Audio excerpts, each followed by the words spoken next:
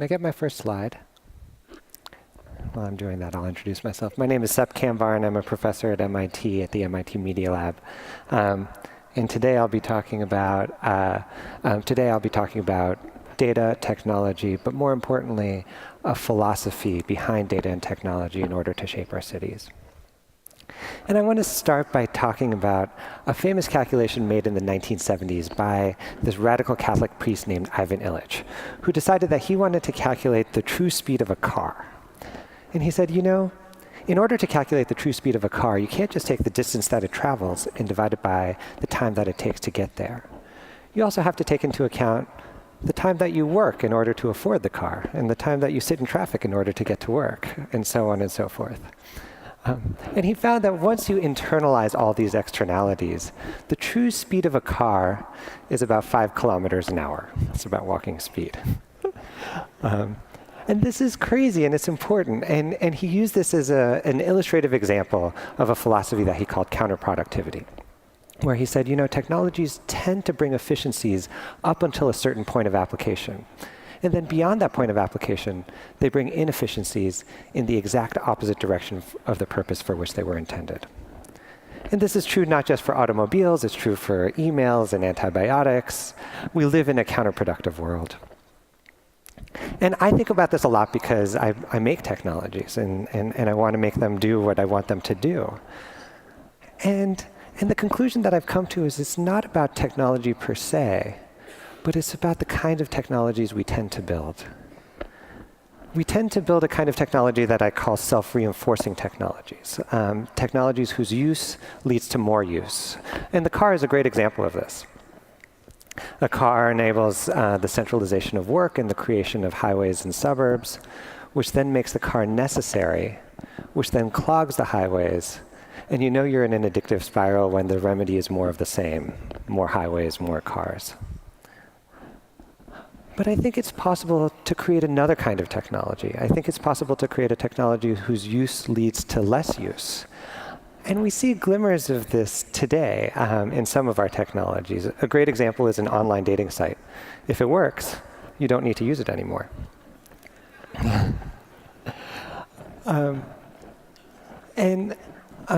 And the key with these kinds of technologies, with self-limiting technologies rather than self-reinforcing technologies, is that they kickstart a human process, a social process, that no longer requires the technology itself. So I was thinking about this a lot a few years ago when I was living in San Francisco.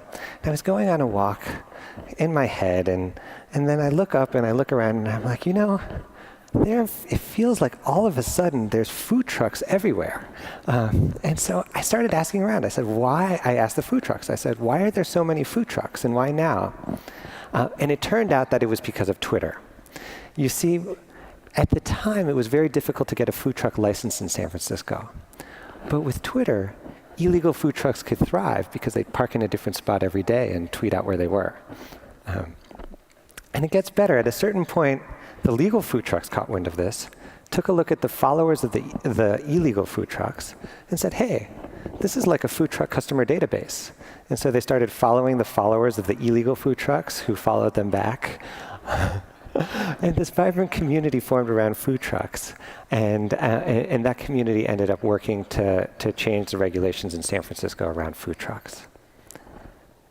And this was fascinating to me. This was software shaping the city. It was the internet shaping physical space.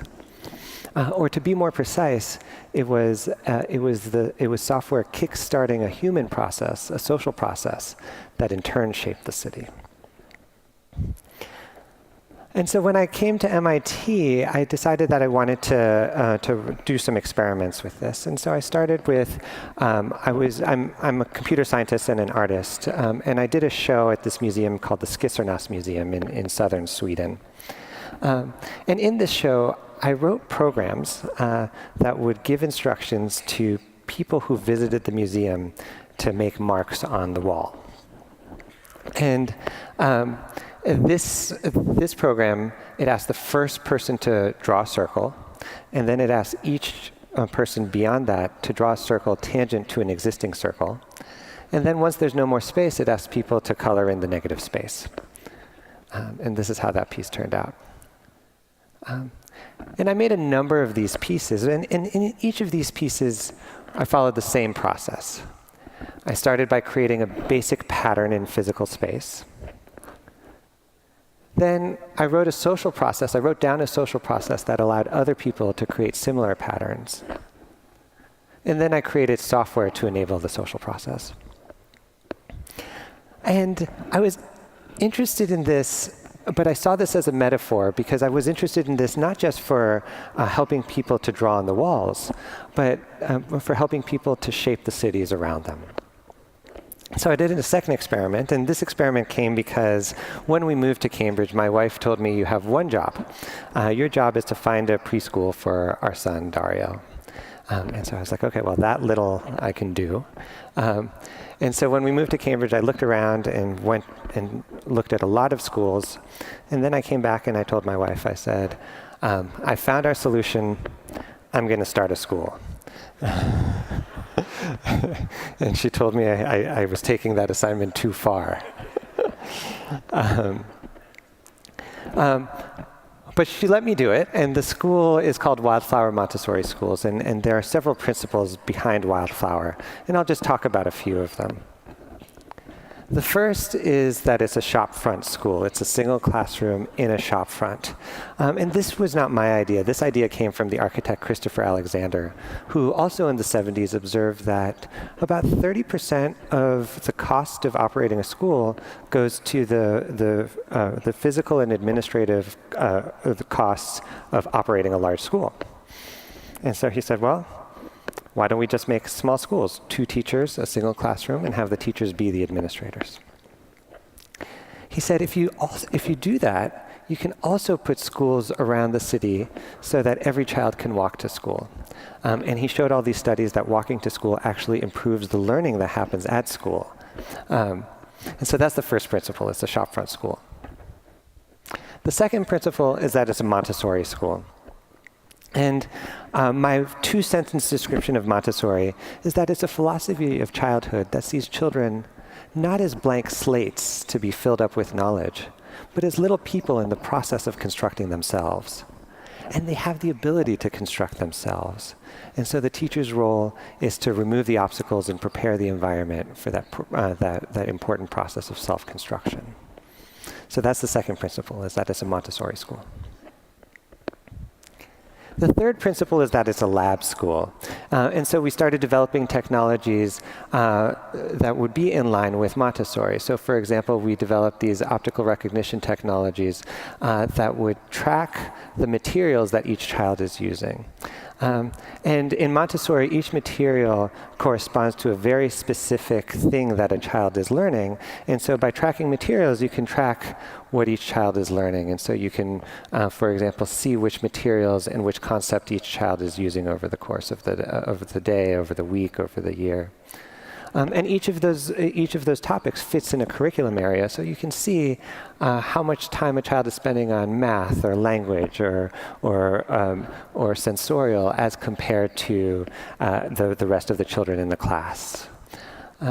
And then you can aggregate these, for example, over the year and see a child's interest over time. So for example, you see this child was not very interested in math at the beginning of the year, but towards the end of the year got very interested in math. So that's the third principle, is that it's a lab school. The fourth principle is that I feel like children have so much to learn by seeing adults in their work, especially if the adults are working with their hands. And adults have so much to learn from children being around. And right now as a society, we tend to separate them out. So the school had an artist in residence, who has a studio space in the school, who's working on what they work on in a way such that the children have access to them. So that's the third principle. The fourth principle is I realized that I trained for 9 years to become a professor. But my training to become a father consisted of reading like 3 or 4 books. I felt that there was a mismatch between the importance of the job and the training that I had for it. And so the fourth principle is that it's not that Wildflower is not just a place for children to learn, but it's a place for adults to learn how to be parents in a Montessori way.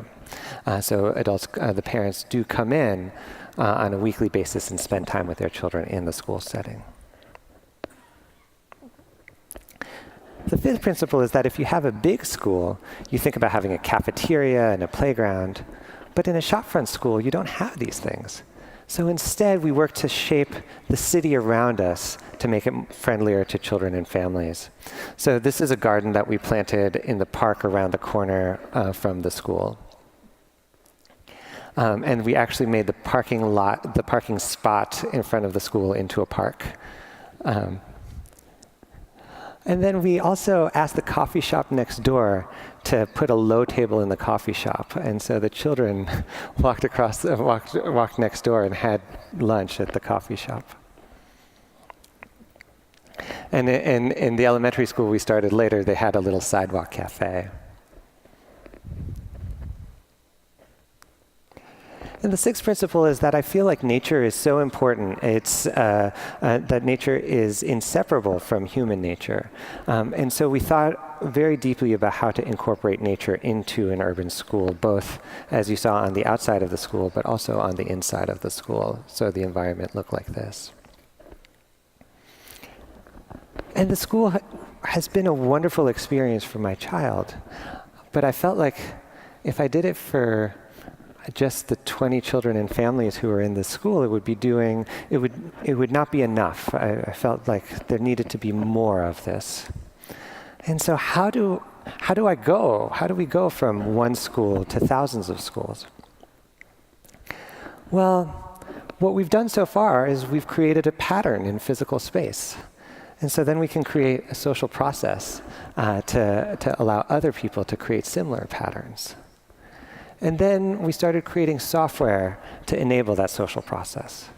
So we created, for example, interactive maps that showed the density of children in the city. And then we made optimization algorithms to see, given the density of children in the city and where the existing schools are, where are the ideal locations for new schools?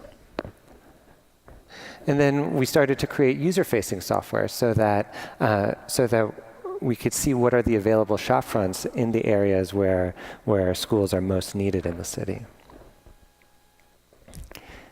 And then once people had the space, we created software to say, okay, given your budget, these are materials that would be useful for you to have to start a Montessori school. And then we created a social network to allow children or parents and teachers who are interested in starting these schools to connect with one another to start these schools.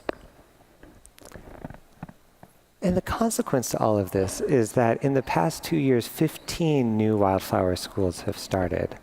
And that was really surprising to me. I expected this to grow, but I didn't expect it to grow as fast as it did. And I was and I want to just take a step back and just remind us that what we did with the schools is the same thing that we did with the art pieces. We created a pattern in physical space. We created a social process that allowed other people to create that pattern. And then we created software to enable the social process. And the growth of the schools, it reminded me of a conversation that I had with a friend of mine who is an acupuncturist. And I was talking to him and I said, Sepp, and I said, how do you do it? How do you heal people? And he said, Sepp, I don't heal people. The body's energies have the ability to heal themselves. But sometimes that energy is blocked, either through cost or lack of technical knowledge or opacity. And my role, he said, sometimes the energy is blocked. And my role as an acupuncturist is to unblock the energy, to let the body's energies heal itself. And I thought that was beautiful, and I think this is true on a societal level as well. I think societies have the ability to heal themselves. People have the ability to heal their own societies, but sometimes that energy is blocked, either through cost or through lack of technical knowledge and so on. But we can unblock these energies by making things easier to do. And I think it's obvious that if you make something easier to do, more people will do it. But what's not as obvious is if you make something just a little bit easier to do, many, many more people will do it. I remember when I was working at Google, we would make a button just a little bit more visible, and millions more people would click on it. And so we can create acupuncture for society by making things easier to do, by making it easier for people to use their natural energies to heal the world. And I think it's obvious that the technologies that we built to support the schools are self-limiting technologies. They kickstart a human process that no longer needs the technology themselves in order to run the schools. But what's less obvious is that so are the schools themselves self-limiting.